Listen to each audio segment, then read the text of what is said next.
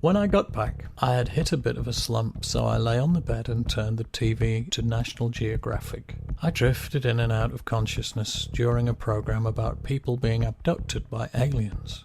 It was somewhat surreal to keep coming round to the eyewitness account. There were 4 of them, very thin, with huge eyes and almost no mouth, dry, powdery skin.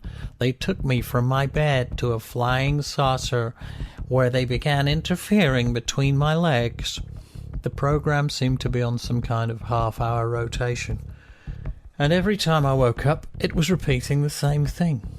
The sense of the surreal was eclipsed and compounded when chaotic sounds began emanating from the adjoining room to mine. Someone was reenacting the Gimp scene from Pulp Fiction. I guessed there were at least 3 people in the room.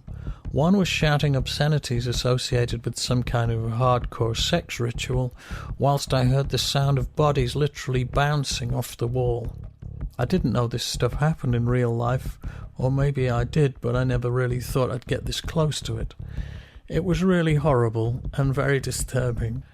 I checked that the connecting door was securely locked on my side, and then called reception, and they said they'd send security to talk to them. Good luck. I asked to move rooms. There was no way I was going to sleep tonight next to that lot. I packed, and one of the porters came round to help me move. As we walked down the corridor, I told him what I'd heard. He said he'd go and check it out. He was bloody welcome to. Well, this episode had certainly woken me up. I called tour manager Rich to let him know I'd moved rooms, and to tell him why. He was down at the Belly Up Club, where we'll play on Wednesday, with the crew. Roderick said he'd drive back and pick me up, so I freshened up and went down there with him. The gig is in the Cedras area of Solana Beach. It seemed posh and arty as we drove along the street. Roderick took a picture of me outside the gig. Well, at least they'd spelled our name right.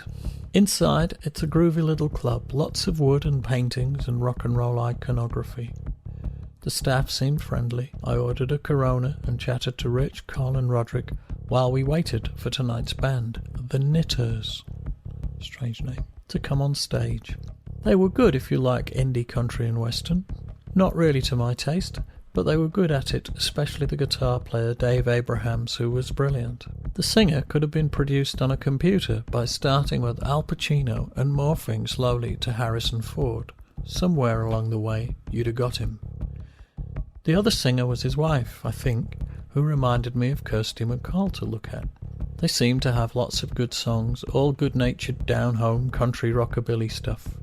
The most memorable line of the evening was, "Put another critter on the road, put another critter on the road," a homage to the joy of roadkill. We left halfway through as Roderick was crashing out and nobody was too fussed about staying.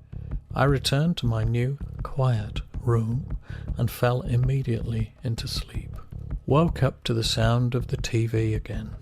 Men who experience a continuous erection for more than 4 hours should seek immediate medical attention.